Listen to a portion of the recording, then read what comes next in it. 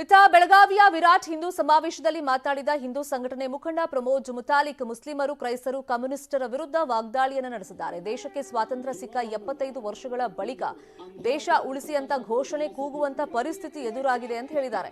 3 ದುಷ್ಟ ಶಕ್ತಿಗಳು ಈ ದೇಶದಲ್ಲಿ ಕೆಲಸ ಮಾಡ್ತಾ ಇವೆ. ಒಂದು ಇಸ್ಲಾಂ, ಎರಡನೇದು ಕ್ರಿಶ್ಚಿಯನ್ರು, ಮೂರನೇದು ಕಮ್ಯುನಿಸ್ಟರು ಅಂತ ಮುತಾಲಿಕ್ ವಾಗ್ದಾಳಿಯನ್ನು ನಡೆಸಿದ್ದಾರೆ. ಇಸ್ಲಾಂ, ಕ್ರಿಶ್ಚಿಯನ್, ಕಮ್ಯುನಿಸ್ಟರ ವಿರುದ್ಧ ದೇಶ ಉಳಿಸಬೇಕಾಗಿದೆ.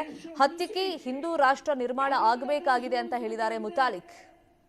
ಯಾಕಾಗಿ 75 ವರ್ಷದ ನಂತರ ಇವತ್ತು ನಾವು ಇನ್ನೊಂದು ಘೋಷಣೆ ಹಾಕಬೇಕಾಗಿದೆ. ದೇಶ ಉಳಿಸಿ. ಯಾರಿಂದ ದೇಶ ಉಳಿಸಬೇಕಾಗಿದೆ? ಯಾಕಾಗಿ 3 ಶಕ್ತಿಗಳು ಈ ದೇಶದಲ್ಲಿ ಕೆಲಸ ಮಾಡ್ತಾ ಇದೆ. 3 ಶಕ್ತಿಗಳು, ದುಷ್ಟ ಶಕ್ತಿಗಳು, ದೇಶದ್ರೋಹಿ ಮತಾಂಧರು ನಮ್ಮ ಶ್ರೇಷ್ಠ ಸಂಸ್ಕೃತಿಯನ್ನ, ನಮ್ಮ ಶ್ರೇಷ್ಠ ಧರ್ಮವನ್ನ, ನಮ್ಮ ಶ್ರೇಷ್ಠ ಸಂಪ್ರದಾಯವನ್ನ ನಷ್ಟ ಮಾಡಿ ಈ 3 ಸಂಸ್ಕೃತಿ, 3 ವಿಕೃತಿ, 3 ದುಷ್ಟ ಶಕ್ತಿಗಳು ಇಲ್ಲಿ ಪ್ರತಿಷ್ಠಾಪನೆ ಮಾಡಕ್ಕೆ ಹೊರಟಿದ್ದಾರೆ.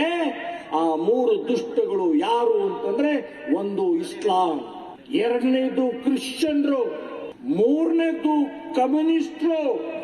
ಹಾಗಾಗಿ ಇಸ್ಲಾಂ, ಕ್ರಿಶ್ಚಿಯನ್, ಕಮ್ಯುನಿಸ್ಟರ ವಿರುದ್ಧ ದೇಶ ಉಳಿಸಬೇಕಾಗಿದೆ.